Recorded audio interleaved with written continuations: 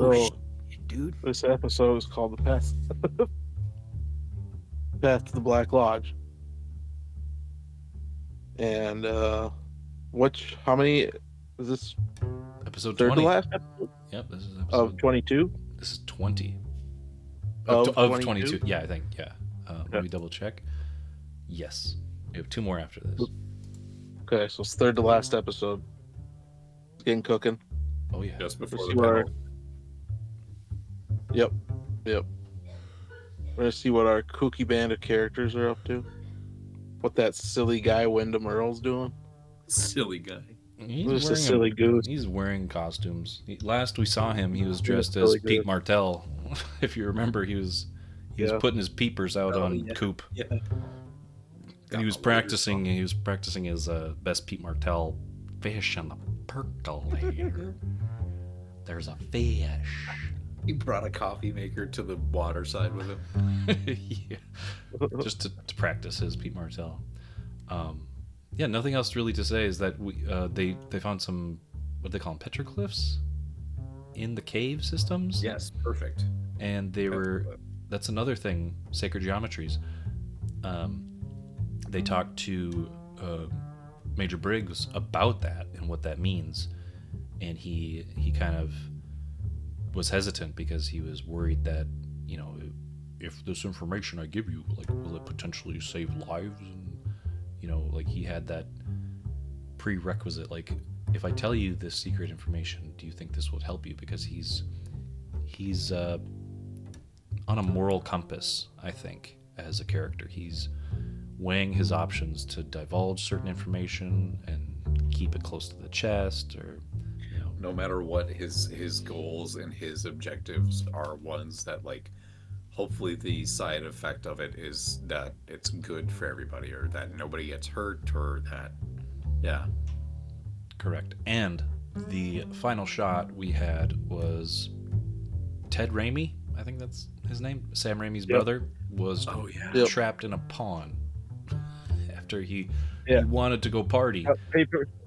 Paper mache in. He was paper mache. He was trapped in a pond. Yeah, he just wanted to have some beers with some dudes in a cabin in the woods. Just wanted some beers. But he ended up in a Beers with pond. some dudes. Having a little beers with some dudes. That's it. And then he had a sign that said, next time it'll be someone you love or something like that, right? Or Someone you know. Yes, I believe. Okay. So yeah, there's implications that Windom Earle's going to come for somebody that Coop knows. It may be the one that he's been falling in love with. Who knows?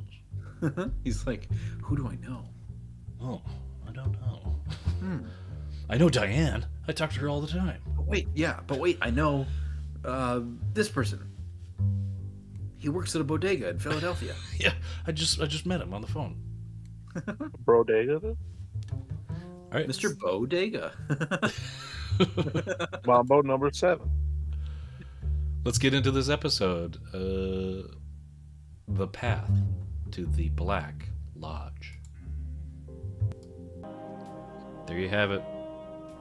The path to the Black Lodge. We found it.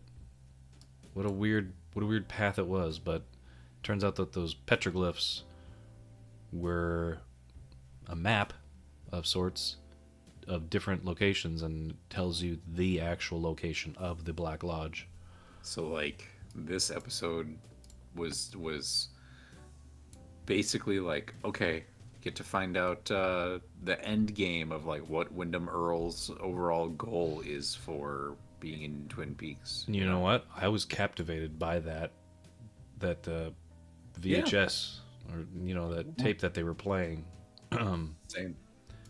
That the Major Briggs shows of his pathology or his psychology, and how Major Briggs sees it as like went into madness, and he deviated from Project Blue Book, and he got kind of ostracized for it, and inevitably they got rid of him because of his thoughts and things like that. But he was onto something, and Broadshow, you could attest to this too.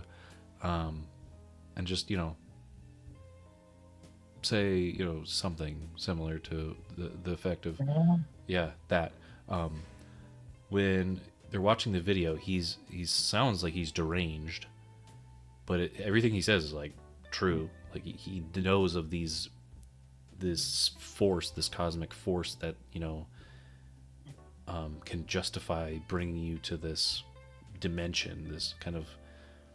And it's super cool that when we saw it at the end, it was a reflection of the material world, right? It was like in a puddle, and you see a reflection of it upside down. So it's like this other upside down world, very similar to like a Stranger Things, and it's kind of cool to see that being an homage in the new media, like like in Stranger Things, or like this is the upside down equivalent, you know. Yeah. There was just so much that I loved about what they were watching. Like, who knows if he was talking to people or if he was just talking to this camera about like, Yeah, he needed to get this out. He was specifically addressing like, yeah, like somebody. It seemed like a group of more than one person, just the way that he was talking. But there was so much that when he was talking about like his end goal to get to the Black Lodge. I just find it very interesting that like the rhythm of when he enters the show, when they go to Owl Cave, when they discover the petroglyphs, there's like, and then those layers get peeled back at different timings as well. It's like a Rube Goldberg machine, or like a well-timed symphony or something like that, where it's like, okay, introduction of this, let it brew for this many episodes, and then pay it off with this or tie it into that. There was so much in this that I loved. Yeah, there was a lot that they give you, even when Pete saw Josie, right, Bradshaw? Yeah, when Pete saw Josie in the mantle at the here.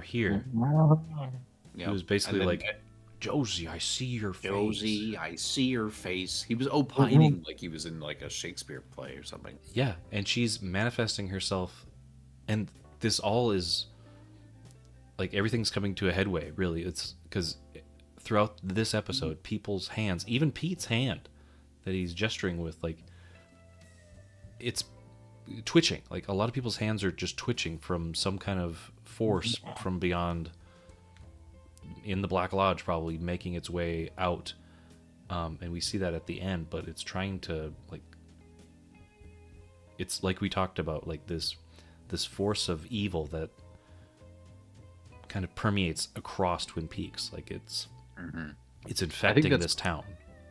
To me, that's what a lot of those shots at the end were communicating, is like the school, the Great Northern, the sheriff station, a bunch of different like locations. Double R.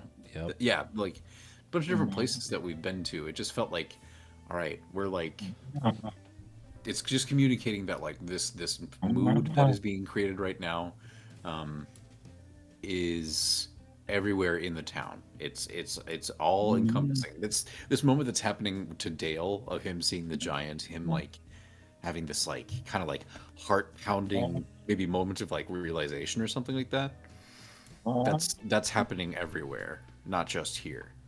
Well, giant is a good representation of the White Lodge, right?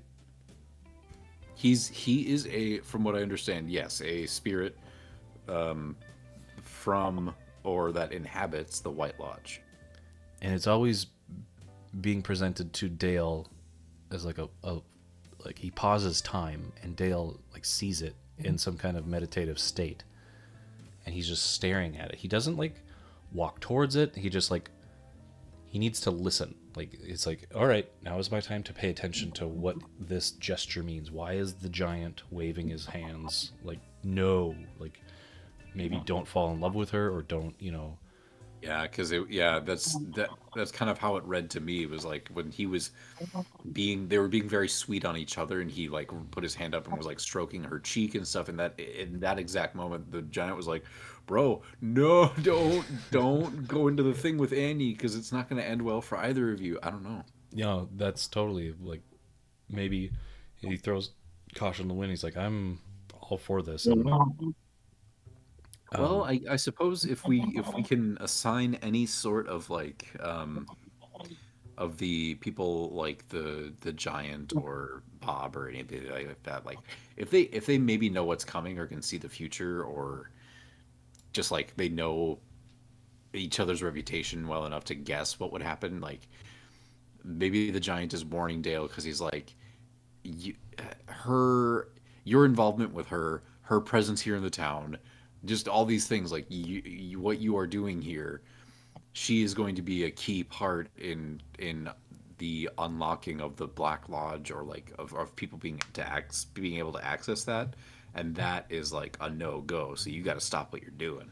yeah, and when Windom Earle, and this kind of relates to that a little bit of love conquering all, like Major Briggs is being interrogated by Windom Earle through some kind of truth serum, and he's like, "What's your biggest fear?" And he goes, "Well, I'm feared. I think love So, isn't enough." That love is not enough. Yeah, so like Cooper's right. Like he should choose love, and the giant might be saying, "No, don't. Like this is not going to end well for you if you choose love." He's following what Major Briggs does. He's like, love is at the center of his his like his body and his soul. His love is what the like should be the answer to every mystery for him. And maybe Cooper's taking a little page out of that book by like choosing love too, even though we know that the giant's saying no, and we don't know Well, maybe why. yeah, maybe the giant isn't saying no specifically to like anything having to do with his relationship with Annie. It's just maybe he's giving him that warning or saying that for a completely different reason where it's hard to be sure. Yeah, and it's worked for Major Briggs for the majority of his existence and for his his job that he like that is his core, that is his center, is how um he kind of resets at the end of the day, is that he goes back to his loving family and like chooses love at the end of the day, and he always expresses love towards his family even when Bobby's a little shit. He's like, I'm always gonna respond with Robert. love. Maybe yeah, because maybe his fear that love is not enough is that like, well, I've been operating under the assumption for so long that like love and the fostering of these kinds of emotions or these types of actions are what lead one to be on a path to find or be able to access the White Lodge. So if in my thinking love is not enough to be that key, or if the amount of love that I have cultivated is not enough, Bracho what agrees. what has my life been for, or like what Yeah, have I been doing with my time, you know? yeah, exactly. And like, yeah, I think that is totally hitting the nail on the head. This show has been about different concepts that are out of the realm of like a complete and total understanding of like love and its impact, how it how love can hurt and how love can heal, and how fear of something, fear of the yeah, and fear of the unknown is, more powerful than the love that you can have for another person, That's a because really good point. fear Yeah, can because fear can take hold of your loved ones and cause them well, to, like Laura, cause them to turn into something that's not who they are. Like when, Donna was saying like Laura had this kind of mystery alternate lifestyle where she like did drugs and she was into like the occult and like random weird shit. Like that was fear taking hold of her.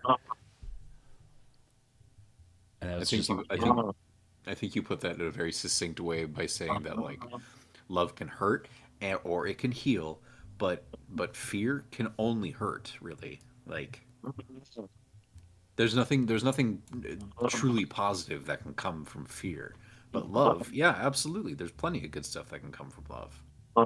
But it does have the potential, like when you have somebody that you care about, if that person gets taken away from you, or if somebody else hurts this person that you care about, yeah, that can hurt you as well. So it's like your the love can open up liabilities or vulnerabilities in yourself, like depending on the situation or what's going on. And let's think about this just for a little bit.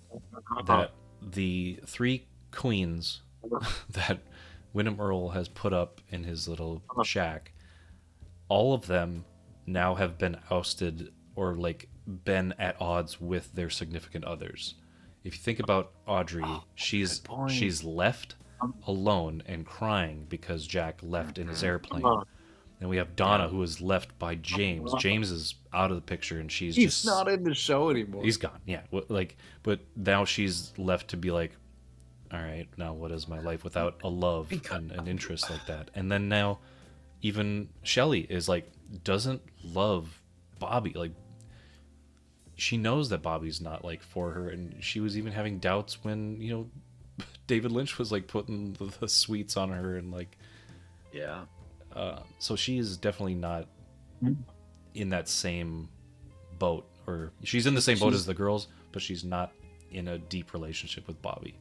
Yeah. Or Leo, for that matter. Like, she's married to Leo. Like, that's just, the infidelity thing that Windom Earle was talking about. It's like your wife, I don't know the exact quote, but he was basically chastising Leo, saying like your wife is not faithful to you, bro. Bruh. Sorry to break it to you, bro, but seriously, you should get a new fucking snatch. Bro. Like fucking, you don't know what you're doing. Your wife? No good. But yeah, that aspect of it is the Garmonbozia for those women. They are going to be in fear because they don't have the loved one in their life. So their love is gone. And what Major Briggs was saying was completely true. Love won't be enough to keep that fear at bay. Because their love is gone now. Their connection and their center, their fulcrum, is gone. They don't have the love. So they're now able, or Bob is able to manifest. And I find that it's pretty to crazy. be an interest. Yeah, yeah. I find that to be an interesting lens to view like aspects of this show at this point that we're at right now, because the the character of what is her name, the redhead temptress, Yeah. who she kind of like is portrayed in a way, or her general like flavor or tone in this show is one of a like she is corrupted, or she is a corruption that spreads to other things, or like she's a manifestation of an omen, because she is like a Black Widow. Like, everybody she falls in love with tragically dies or perishes within days of falling in love with her. Like, there's something, strange about there's something her. like unholy, or that has been like tainted or unclean, or that like she is like a She's a bad omen. She's forbidden or something. Yeah. And to maybe just viewing it through that lens that you're talking about of like love and how it directly affects people, is like she jumps from relationship to relationship and seeks love, tries to feel love, tries to cultivate it, but never actually like establishes anything that is like real or lasting. And so she is like, Well, she gets turned on by being the lustful, vixen. Yeah, So, like, by even the being- mayor's by like, being wanted. you should dress in a really provocative dress and, wear that cologne, that perfume that's dripping of you. dripping in French perfume. And she's like, yeah, I'm into this. I guess so. I just want people to be infatuated with me and be mesmerized by me. The show makes her kind of like, the show, I feel like, communicates like she's icky. You shouldn't like her. This is a character that you shouldn't really like that much, Yeah, exactly. And So it I don't feels like really it's care for wagging her. its finger at her. If we're looking at it in that way of like love, it's wagging its finger at her, being like, "This is not an example to follow. Like, Right. don't be like her. Don't just jump from relationship to relationship, finding the person that like gives you the most attention or that has the most money or whatever. Yeah, that's a good point too. That she's not the perfect embodiment of a relationship or like what love. She's a manipulation of love. She's that aspect of love that you Yeah, can yeah. use to hurt people. The fact that she uses love as like a weapon or as a tool to manipulate others is like one of the most heinous acts she could be doing in the show's eyes through that like discussion. Mm-hmm. I thought this was a very like fun, good episode. So many different elements of like the handshaking, Yes. the moment of like Ben whipping around and the Josie stuff. There's so much like little stuff Oh, yeah, going on. and There's this. so much like tension building noise or music where it's like at the weirdest moments, like what the fuck? Uh huh. Like that pull out at the diner where it's Yeah. Cooper talking, and it's just slowly panning away, and Him it's and just Annie having like a tender moment. yeah, and they're talking about like Heisenberg and whatever it was. Yeah, here, when you can see the squirrel loaf, Yep, there it is, 250. 250 special of the day. Yeah, and that ominous pullout is like what you're witnessing is like, yeah, this presence that's wanting to make itself known, and how And along with this like tension music. Well, it knowing ahead of like being somebody with the foreknowledge of like how this show culminates, especially like these first two seasons, and the return and all this, it kind of also feels like this right here, like all this stuff happening in this episode, the most overt occult or like supernatural stuff happening, feels like a fucking guillotine blade hanging over the show or hanging over the audience where we know like okay, big heavy stuff is about to happen and this is just the kind of thing that this is like the when you can smell a storm coming and you see the clouds rolling in, you're like, okay, I know beyond the shadow of a doubt exactly what's about to happen, and these are just the precursor signs. and yeah, what does this mean? Like, this is such a weird story. Like they did the puzzle box and they were like, what was the final answers? Like the date it The arrived or something? date, yeah, the date that the box arrived, I believe. And I don't know what he was. Is he? Does he just have like an encyclopedic knowledge of like knowing what exactly the phase of the moon was on any given calendar date? Because I don't know. he was jumping date to date to date and just punching in these combinations of moon phases. I was like, I don't know what he's referencing. And yeah, what does this brick mean? Just a fucking chunk of bismuth or something. Yeah, it's like they melted down some aluminum cans. It's like here's your ingot of aluminum. They're looking at it like they want to take turns licking it. See what Here, it tastes like. Let me have a turn, sister. But yeah, this is up there with some of the best of the show because it does tie things together, like the Josie stuff. Like if you're wondering why is Josie a drawer pull, Ah, she's in all the wood in the northern. Like she's seemingly, in there. She's just the wood. And why she was has Major Briggs slapping that nice tree in the middle of the forest? He was on a nice walk and he gives a tree a that nice to me. slap. That to me is part of his thing of like love being his thing is like he's just going out in the woods and just being like, you know what?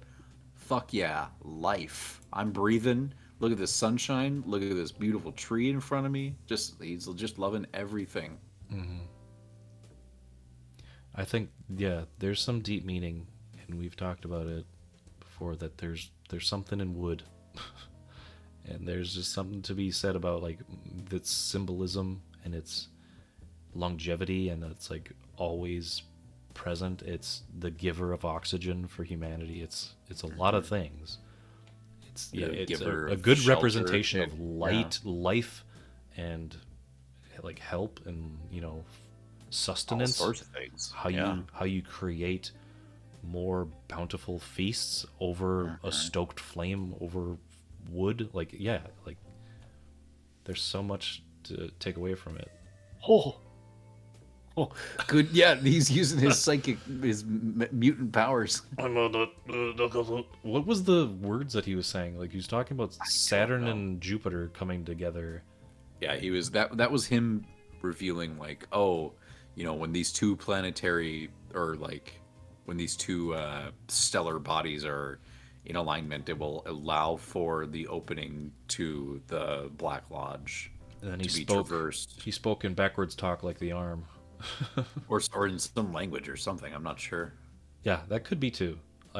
You could argue that it was maybe the arm talking backwards, like that gum of yours could come back in style. Yeah, Let's rock. I think that the maybe like they do go. There's a little bit of lip service given to like somebody saying something about like, oh, this is why people's arms are shaking. Is I don't know. I think that it gets touched on again, and that wasn't just this one thing happening in this one episode. I think it was definitely this, where he's like, "Hey," Yes, and how he just pops into existence after he's like, "Oh, oh, do I feel it? Oh yeah, the Garmonbosia." so part of this I think And- is like Zink. well, that was in reverse right there. Yeah, that was clearly. bizarre.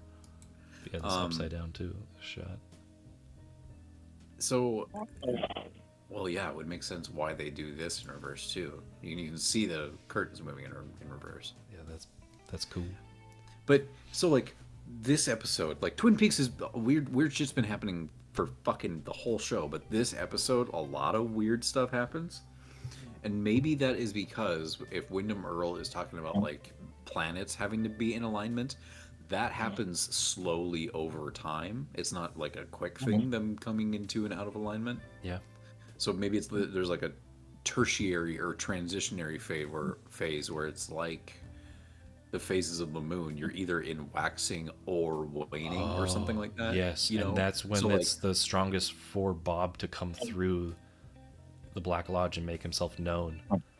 yeah, maybe there's like a 2 or 3 day span in Twin Peaks where like, or how whatever increment that this alignment happens, like things are gonna be extra kooky and weird for like 2 or 3 days because the barrier between the worlds or something is so thin, or I'm not sure, but Nope, like that's kind of the thought process that I like to take on things. Yeah. It's like, yeah, there's the manifestation of Bob that is the personification of evil that wants to possess itself onto a host and make itself known by filling the void or corrupting somebody to kill, like just the pain and sorrow that this entity just loves to feed off of. Like it needs that, and so it follows a cycle, and it goes through this random cycle of either if it's the phase of the moon or the planets aligning. Maybe the planets aligning is like the Big Bang, and like these small little ones Yeah. are like the phases of the moon. So here's the thing too, is that like I'm thinking about it now. Have we actually seen Bob since the whole episode with him and being like in possessing Leland in the police station? I don't know that we have, because he like fucked off and like got into the owls, and we've seen a few owls and like weird shots like that, but I don't know that we've actually seen Bob himself. Yeah, you're right. It's always been a Bob or a figure. We haven't seen Bob. I mean, we saw Bob recently, yes, when he was after Josie was killed. He was like Oh yeah, he gyrating showed on the up in bed. room. He showed up in the room. Okay. He's like, oh But yeah. beyond that, I so I feel was it. just thinking like, okay, if he's been like kind of like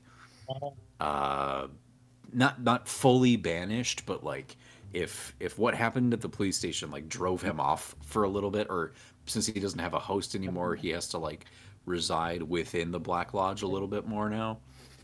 Maybe that is why like the arm shaking that people were doing in this episode was acting as like a very esoteric kind of like precursor to his return at the end of the episode, us actually seeing like his arm coming out and then seeing him himself being like, oh shit, Bob's back, dude. Yep. Not sure. Maybe that's what it was about. It's just that was their way of being like, oh, what's happening with the arm shake? What's going on with the arm shake, everybody? And the episode, oh, it's because Bob's back, baby. Yep. Yeah, that was maybe the easiest thing to connect. Is like, okay, this is weird. Why is everybody's hand shaking, and why are they making it known that even strangers' hands are shaking and stuff like that? Because it did. The first one was this lady digging into a pie. Yeah, it was just some random lady eating pie. And she's like,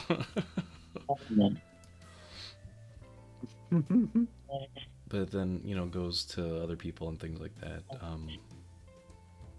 Some interesting camera work this episode too. Like when he this scene of Ben, or where was it exactly? But like the camera was right up next to a mounted animal. Yeah, that was on at the wall. when they're doing the puzzle box, I think. Oh yeah, maybe that's what it was. Yeah, right there. Yeah, there we go.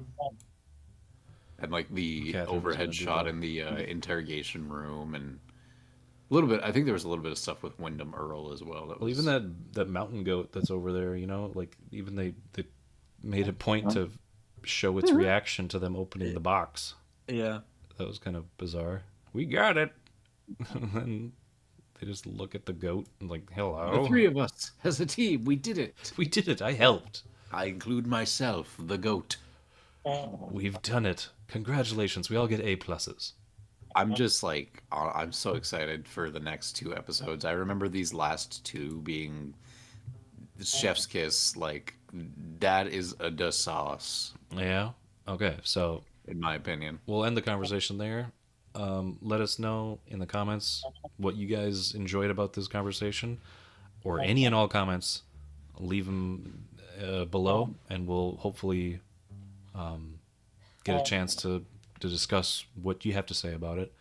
The next episode is called Miss Twin Peaks.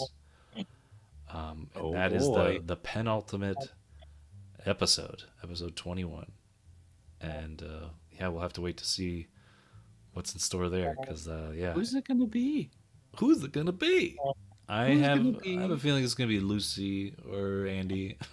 Lucy or Andy is Miss Twin Peaks. Cooper, I did it. I missed Twin Peaks. Oh, Lucy, I don't know exactly how I did this.